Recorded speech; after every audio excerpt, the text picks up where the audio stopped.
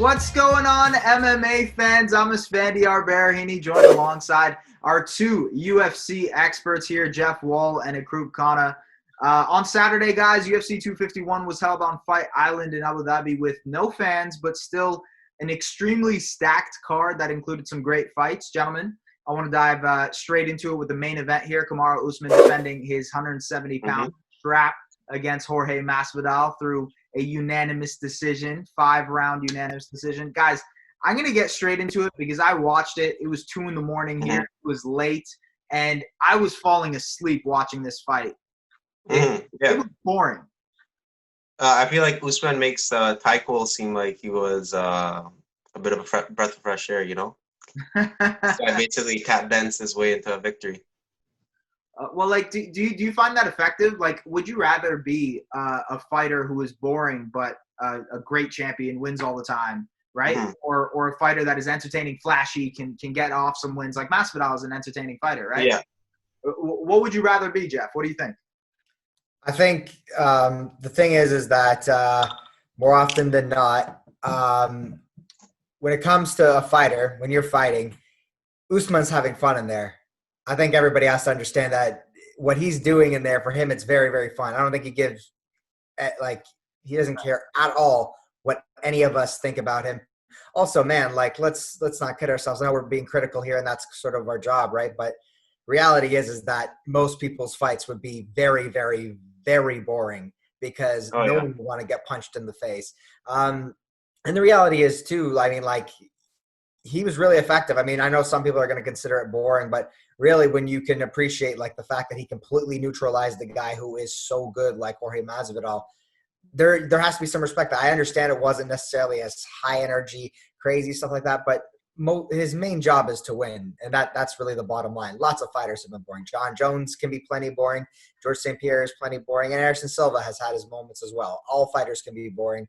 Yeah, I would say more or less he's not exactly the most entertaining dude, but I'm sure he's having fun there, so I don't think he cares what we think, to be completely honest.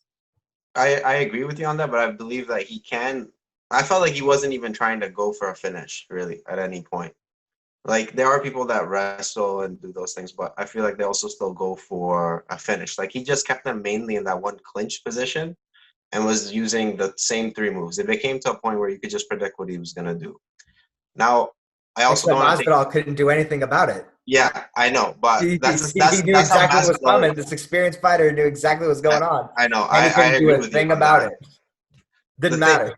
The thing is, so then Masvidal's got to stop him, right? He takes 2 to tango. I mean, realistically, it goes to show you, if you could read his playbook, right, then why didn't Masvidal do anything about it? Why? But the thing is, he had 6 days to basically try and come up with a whole strategy and everything. And as we've seen, he has been focusing a lot on his strategy in his fights. Like with Ben Askren, he had that whole thing planned up with the knee. With Darren Till, he had that one combo to surprise him, you know. So I think he's been using a lot of planning, and this time he didn't get to do that planning. And he was going in on 6 days' notice against a guy that's known for grinding you out, for pushing the pace. And if you have less time to fully focus and train for that, then obviously as he said, he was more tired too. But weren't both guys unprepared? No. In a sense, Usman was. Usman, in reality, Usman didn't have his normal camp. He was not prepared for Masvidal. He was preparing for Gilbert Burns, so he was preparing for an opponent. So physically, he was for sure in better condition. Yes, that's what I mean.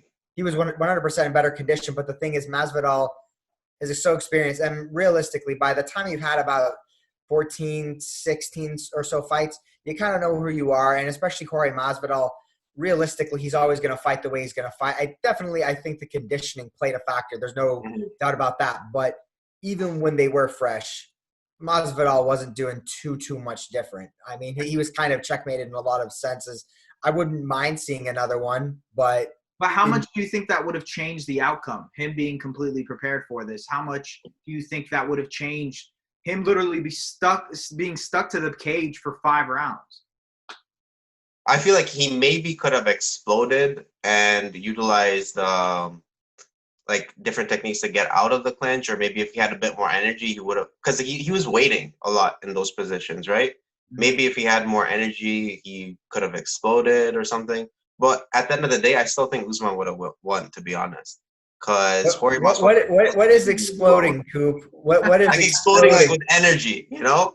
But who's got way more energy, and who has like a lot more power in that situation is Usman.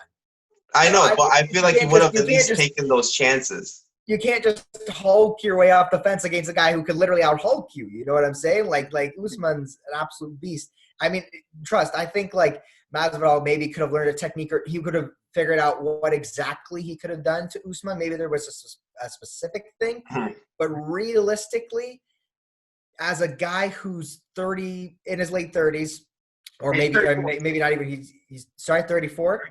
Yeah, 34. He's been fighting since he was like a kid. That's essentially like a 50-year-old in terms of fighting. Like they're not going to change very much. Like I'm not saying he would have been more lethal maybe, as the fight had gone on, and he would have had a few more chances. But man, Usman ate every shot. Like I don't really know, to be honest, it would have been completely different. I 100%. I agree with you on that. I'm just saying maybe like conditioning wise, he could have like tried to come out more. Yeah, he might have not been so conservative in some moments. Yes, because he was basically waiting in those positions. I'll ask you guys this: do you guys think that Masvidal deserves a rematch or another shot at the title? I mean, dude, it was just an exhausting fight to watch. I wouldn't watch it again. I honestly would not be able to watch it. Honestly, no. Obviously, if you think about deserving, if he gets like a few more wins, then yeah, he deserves it, right? But is it something that people want to see? No. Like, there's so many memes we've already seen on the internet of how boring of that fight was. Everybody's talking about how boring it was. Yeah. And I really doubt that they would want to put that fight and matchup again, Right. And hype it up to the point that it was hyped up to, because it was supposed to be Fight Island. They were going to be fighting outside in the heat. Sand was going to be hitting their face. It was supposed to be all kinds of crazy stuff, but it didn't live up to the hype. I'll ask you guys just one final thing about Usman and Masvidal in general. With champions, Usman is getting into that category of being a really, really just a dominant fighter in terms of championship belts. So I'll ask you guys this. Jeff, you kind of alluded to it earlier. Is there a stigma with guys who are long-running champions that they kind of tend to become boring? You mentioned it with like GSP, John Jones, guys like that who have had entertaining fights, right?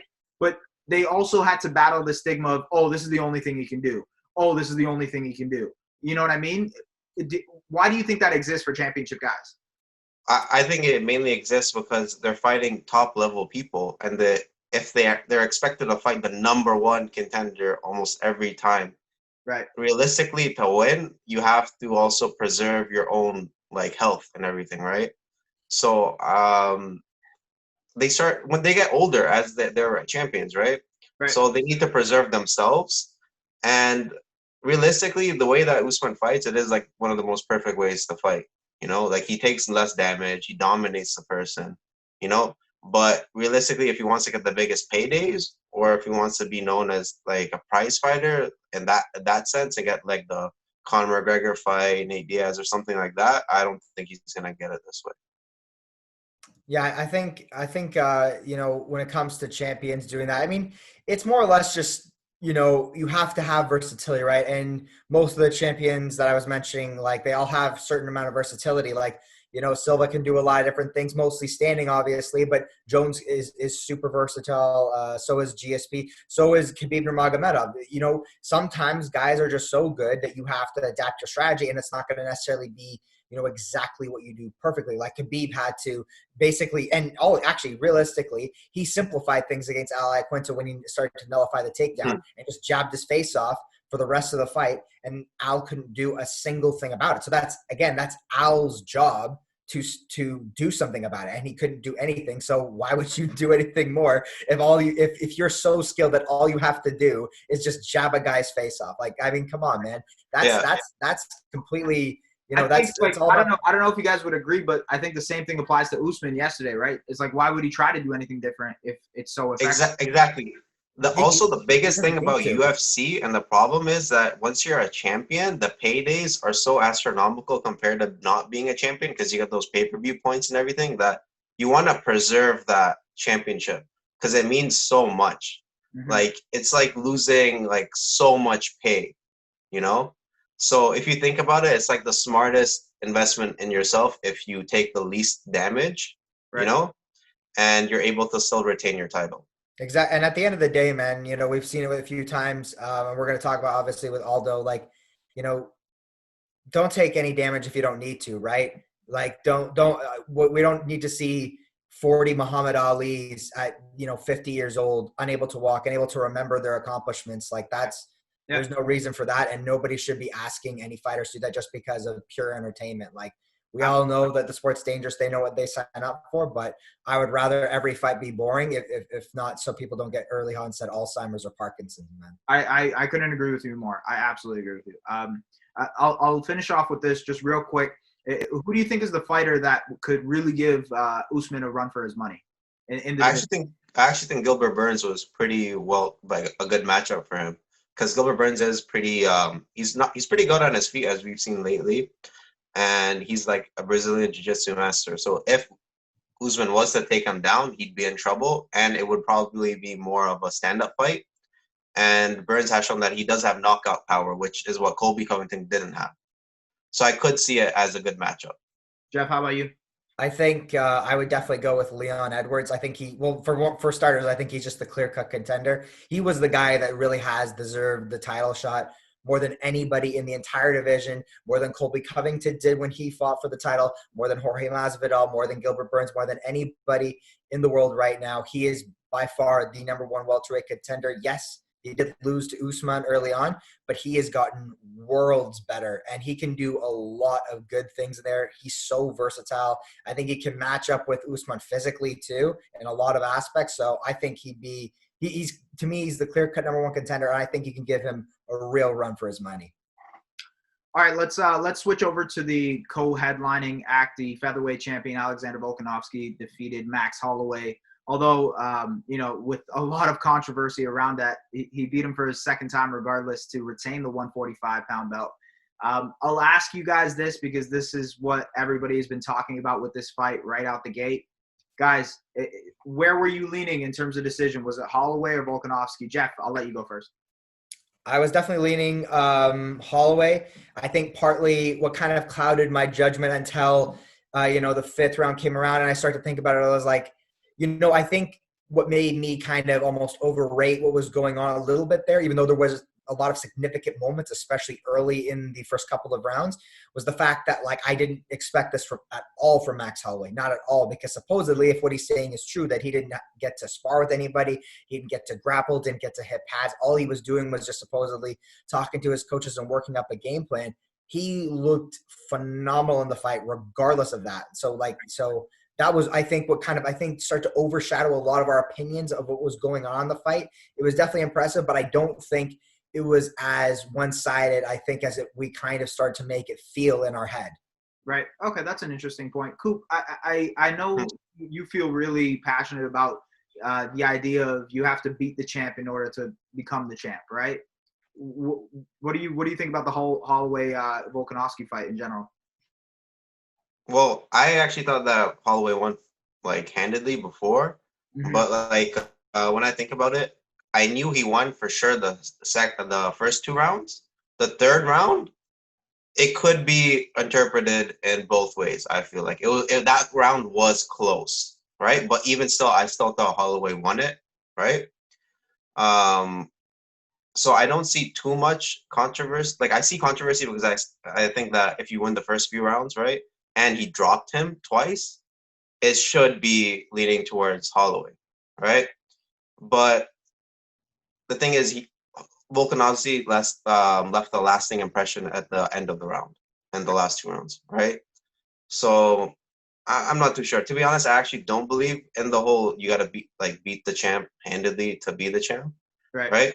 I think that's a little too, that's too hard to say. Like, if you beat the guy. Why do you believe that? Because if you beat the guy, you beat the guy. You don't have to beat him in like a punctuation, like an exclamation with an exclamation point to just win, Right. Like, if you get a fifth, let's say you do a test, right? If I get a 49 on a test out of 50 over a 48, like, I beat you, Right. Like, it doesn't mean I have to beat you by like 10 points to win. Yeah. Like, I don't have to beat you handedly. Right. That makes sense. It doesn't. That's one of the worst things that we still have in the sport, lingering around. Oh, you got to beat the champ to be the champ.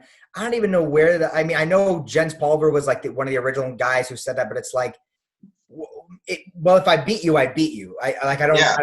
Why have to beat you into the ground? No, you lost the fight. The belt is on the line. If you lose the fight and I win, I get the belt. I think it's pretty cut and dry. I don't understand that. Like, what is it, just to make an excuse for terrible judging? No, man. And that's another thing. Like, the worst part about it is like Dana White even came out and he said, man, we got some terrible judges. Hey, buddy, you're the king of the freaking sport. Why don't you go and fix something? Like, how about, actually change something for the better, stop having these stupid decisions, to stop having to supposedly compensate for fighters from, under the table. Like, why even have this when you have all the power in the world to fix this? So then, okay. I'll ask you this. If I were to put you in Dana White's position right now, what would you do to fix officiating and judging? You need to figure out who exactly needs to head that off. So for most people, I think they go with like a big John McCarthy, right? Who's done a great job. He's one of the best refs, if not the best ref of all time. He understands judging as well and officiating. I think what they need to do in terms of the scoring specifically is they need to really figure out the criteria and figure out what's wrong with the scoring system and just experiment with it. There's no, like, if you think of all normal sports leagues, right? The NFL is notorious for where they just tweak a rule. And if it works, then it works. And if it doesn't, then it doesn't. Then you change it back. It's fine. Because like, these fighters' paychecks are on the line. Their win streaks, their legacy is on the line. And then the UFC ends up doing this dumb thing of setting up instant rematches for controversial decisions, even though this previous one wasn't controversial at all. But now we might have a third one in a row. For what reason? That doesn't make any sense. So UFC needs to go out to these commissions and say, look, we need to change this because this is taking money away from fighters. That partly is a discussion for another day where they get their win bonus, but let's fix the judging though. It seems very simple. If I can just offer one more thing, Coop, before you jump in, I would just say this: enough of this 10-9 thing. If a guy is getting their ass whooped, then let's make it like a 10-1, 10-2. It also like kind of, because a lot of people frown on decisions, and it's like, well, if you showed what the score really was, then it makes it obvious that the win was a dominant one. I don't have to go back and watch the fight. It leaves less to be like wondered about. So I think that's one of the biggest things, is just be free to like mess around with the score a little bit, I think. Yeah, I completely agree with you. I feel like, first off, the point system is completely whack. Like, mixed martial arts is going off of like boxing, like with the 10-point system. But there's so many different things in MMA. Like, there's different submissions that are way harder or something than easier submissions. There's different techniques and every single thing. How can you just judge it off of those small different criterias? And maybe also having extra judges could help. Maybe even having some judges that are actual fighters, so that at least they know what is the difference. But then that creates a bias, though, no? Yeah, but they can be people that are not within the bias, like people that have actually fought before, but they're not currently fighting. It creates a bias, but also another thing, too, is just getting rid of guys that have terrible decisions or educating them more, because like, no one's incapable of learning, man. Like, it's just as simple as that. And I think the thing is, too, whenever they list the rules, what is it? It's striking, grappling, aggression, and cage control, octagon control, whatever you want to call it, right? And it's like, that is so vague. It leaves so much to interpretation. And like, and as a judge, even as much as we'd love to criticize them, that's hard, man. Like, you're leaving a lot of room for bias and a lot of room for error there when you're just saying effective striking. Well, what is effective striking? Is it more? Is it like harder punches? Is it a knockdown? What is really a knockdown? Because, man, when it comes to the stats are oftentimes wrong too, or they're not clear. Like significant strikes, it's not exactly clear per se what exactly they are. Like the whole thing needs to be reworked, in my opinion. Oh yeah, 100%. Like you look at even if you look back at like Kamaru's fight and stuff, like what about the foot stomps? Those are counting as strikes and everything too, right? But like realistically, what is that really doing? You know, it's not doing that big of a deal. You know, and the biggest thing that worries me about this system is that the fighters win bonus, which is like half of their pay, and they're getting messed out of that. You know, Right. so what's to say if like it's like a fighter that's not as popular? You know, they're not gonna get a rematch probably. You know, and they lost so much money that they don't get paid that much. You know, Right. I think that's something that they really need to work on. The win bonus is, well, that's a really big shame if you don't have good judges and you don't have good judging. Let's switch over to another. I don't even want to say entertaining, but interesting fight to say the least. Petr Yan, he becomes the new bantamweight champion after defeating Jose Aldo via a 5th round knockout. One of the main topics of discussion here is the refereeing, and it's fun because we were just talking about the refereeing earlier. Oh yeah. Leon Roberts. I'm sorry to say this, but what a ridiculous, and idiotic move to just let Petr Yan pummel Jose Aldo for what seemed like a ridiculous. I have a cool stat for you guys. Significant strikes in that 5th round. Petr Yan had 62 significant strikes to Jose Aldo's one. So it's just to put that out there, guys. Should the ref? I'll go with you first, the group. Should the ref have called it way quicker? Yeah, I mean, we were all watching it together, and all of us were yelling. You know, not even like the people that watch UFC or something that much. Like even like casual people knew like this is going on for way too long. Mm-hmm. You know, like I get that Jose Aldo was a former champion. It should let him go, but he was clearly not doing anything to get out. You know, he was just going like this, like he was rolled up into a ball. So that's the hard part about, I think, being a referee, because sometimes they get called out for also stopping it early, you know. But that was, I think, such a clear instance of it just going on way too long, and like I feel like anybody could have judged that and said that this is too much. It felt like the entire round, man. Yeah, it was too long. Yeah, it was for sure more than like 50% of the round for that beating. I think it was like 3 minutes or something that he was doing that. And the thing is too, is like, you have to always remember like what defines that intelligent defense, right? Is the fighter moving? Are they blocking, right? Are they kind of capable? Like, their body language, right? And you know, too, like, especially, I don't necessarily expect refs to have the time because they're going in between a bunch of fights, right? Maybe, I don't know in this situation per se, but you know, they're going in between tons of fights. But I'm sure Leon Roberts has seen Jose Aldo fight before, and you know his posture, and he's seen tons of fighters before, kind of their posture when it's just like they're physically exhausted. And I think that was more than anything what was going on. Jose was just so exhausted that he couldn't really do anything. He took such a bad beating at points in the fight, and that too will just like naturally fatigue you, exhaust you. He wasn't moving at all. He wasn't defending. He wasn't trying any new defense.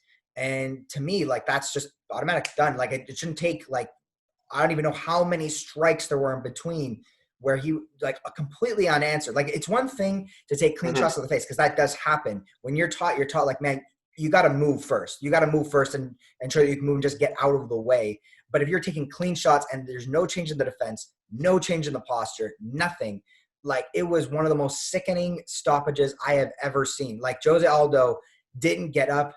Like, nothing. He couldn't move. He was after the fight, he was exhausted. You saw him. He just went right back in the same position, tried to get up, couldn't do it. That's Jose Aldo, former champion, like, beat down like that. This guy has been in some tough fights before. Yeah. That was the worst beating I've ever seen him take. That's probably worse than both Max fights in terms of him getting TKO'd twice. Like, that was the worst beating I've ever seen him take. And it was gross. And it's so sad that Jose Aldo had to take that. And now, like, we were just talking about someone getting Parkinson's early on. Man, like, that's all I can think about now is him taking this too much. And now it comes to the point where, like, his coaches got to do something about this and say, buddy, maybe you're done. Like, that was enough. So it's funny you bring that up, because now I want to ask, is this the end of the road for Aldo? And is this the start of something for Petr Yan, maybe a legacy of his own in the division? Well, 100%, it's a start for Petr, as he just won the championship. Yeah. And I think he did it pretty handedly as well, too, right? He definitely has a bright future ahead of him. I haven't really seen that many chinks in his armor. But Jose Aldo, and the funny thing is, despite how long he's been fighting and everything, he is relatively young, but he has so much mileage under his belt, you know? So if he's not really going to be in title contention, he's probably just going to be one of those gatekeepers. And I don't really think it's worth it for him at this time to be a gatekeeper, especially when he's like cutting down to 135. I seriously don't believe him that it's easier than cutting to 145. You know, like that's like a bunch of BS, man. Yeah, he looked like a shell of himself. Yeah, I know. Like he was doing well in like the first few rounds, and like he's doing well at this weight class. But still, man, like, why put yourself through all of that if you're not even going to be making like that much big bucks or anything, you know? Yeah, I think through the fight, Jose Aldo did an amazing job neutralizing Petr Yan, because when there was a lot of things about him that weren't his old self. I think part of that is the weight cut. I think part of that is just like you said, Coop, so many miles on you. What tends to happen too in combat sports is when you start in your teens, which he did, right, and also the weight cutting too. He's always been noted for having tough weight cuts for whatever the reason. It just takes a lot out of you, man. Like it just takes a lot out of you. Your fight career pretty much only spans a certain amount of fights, almost no matter what, seemingly, unless obviously everybody's different. But at 33, he fight wise, he's, like I said, almost like a 50-year-old, pretty much. Like he's pretty much done. But again, I think he had a great performance in terms of skill, but his explosiveness was not there. His reflexes weren't there. He wasn't reacting to the shots the same way he would in terms of defense. And he's probably the best defensive fighter we've ever seen. And even his feet weren't moving. His feet were like stuck. Mm-hmm. I think in terms of Yan, though, at least physically, he looks great. I think there is definitely some chinks in his armor, though. And I think Aldo exposed a few, but that now is his opportunity to change that, right? And I think most likely, if the UFC does the right thing, they'll be matching him up with Aljamain Sterling. And I think Aljamain Sterling can expose a lot of holes in his game for sure. But it's tough, man. That's going to be a very interesting and close fight, in my opinion. It will be interesting for sure. Let's switch over to Rose Namajunas versus Jessica Andrade. In general, it was a split decision, but Namajunas ended up pulling it through. The next fight for her has got to be a title shot with Weili Zhang, right? For Rose? Yeah. Oh, yeah. I definitely think that she's going to be fighting Weili. So do you guys think she can take her? Do you think she's finally the one that can defeat Weili? I think she's definitely going to give her a good run for her money, just thinking off the fact that Weili had a really tough fight with Joanna, and like MMA math always doesn't really work out, but Rose did finish Joanna twice.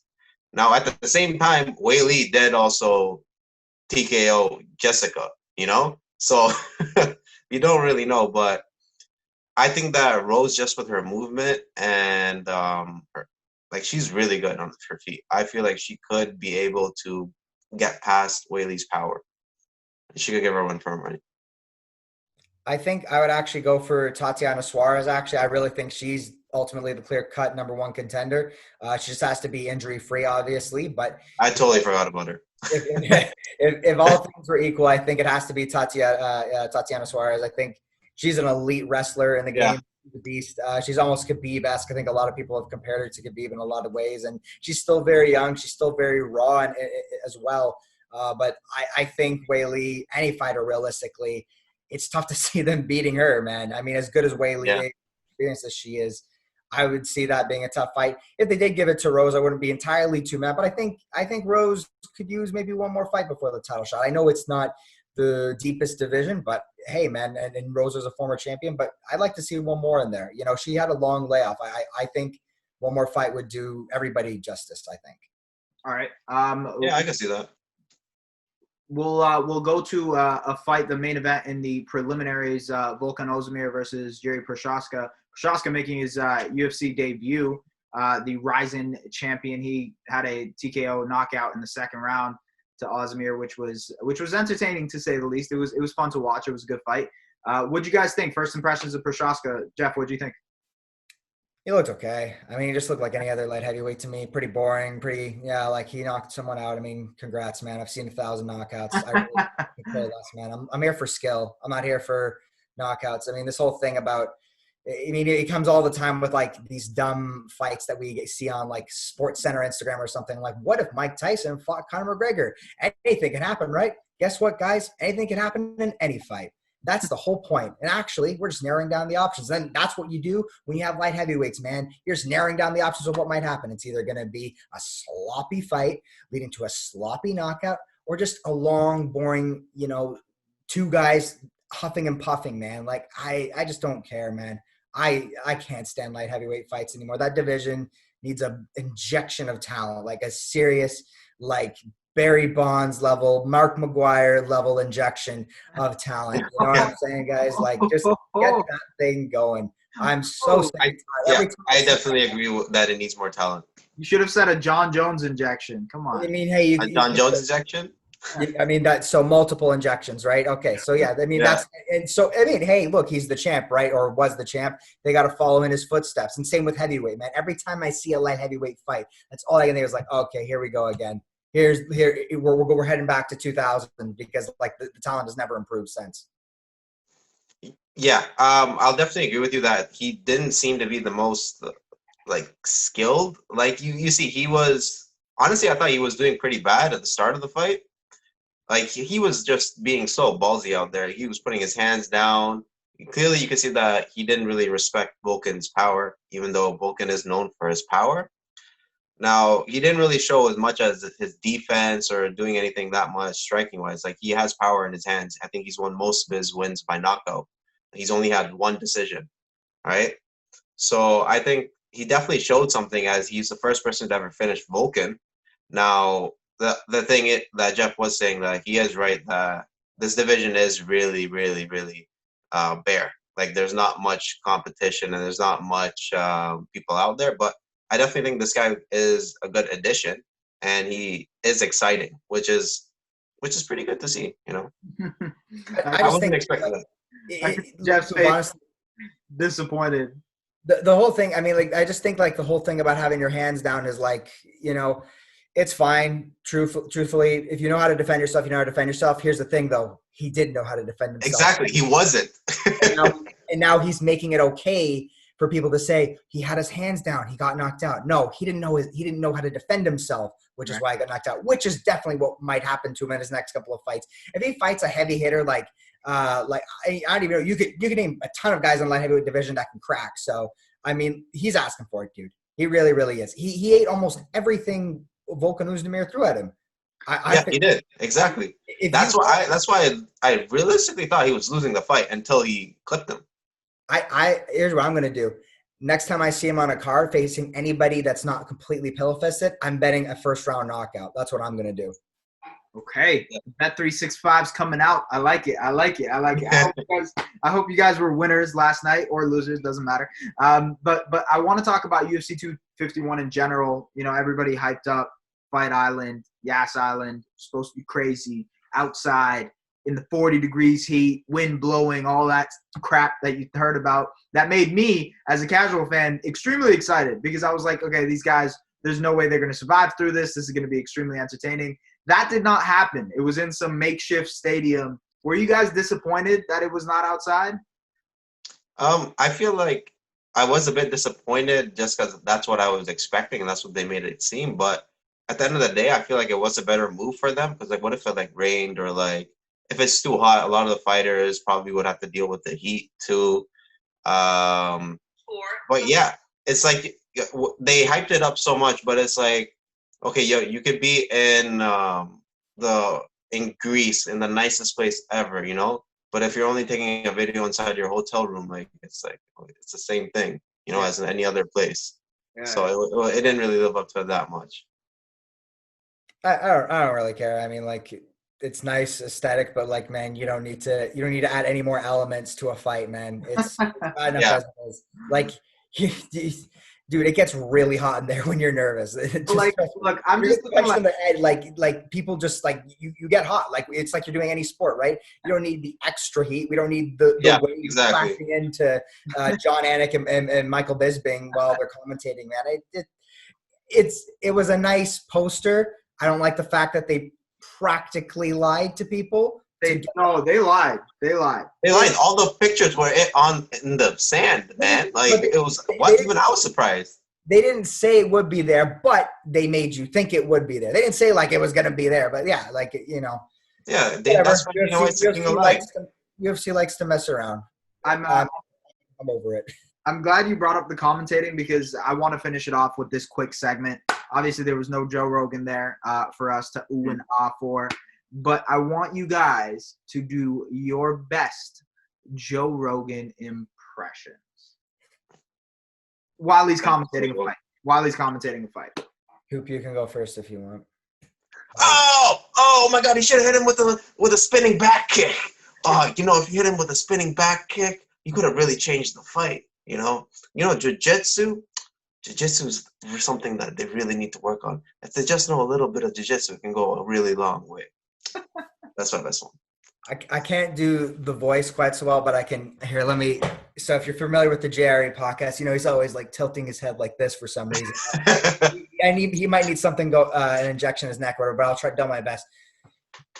Man, the leg kick is such a great and powerful technique, guys. And you know what? We need to see more leg kicks. I've never heard of a body shot, by the way, so don't remind me about that. Hey, John, shut up. Just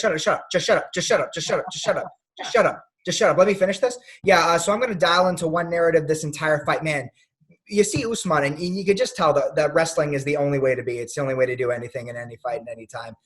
By the way, all you need to do is throw tons of stuff at people, and don't worry about footwork or what footwork actually means. Always make sure to keep your hands up, even though I don't know what intelligent defense technically is or what intelligent jab actually is. But I'm good for casual fans, and that's really what I'm about, man. The Jerry podcast, and go Elon Musk. I like it. That was a perfect way to end off this. Thank you to Jeff and Akrut for coming on to talk UFC 251 with us. This was a lot of fun, guys. Hopefully for the next Fight Island or Yas Island, we'll be able to check it out and talk about it as well.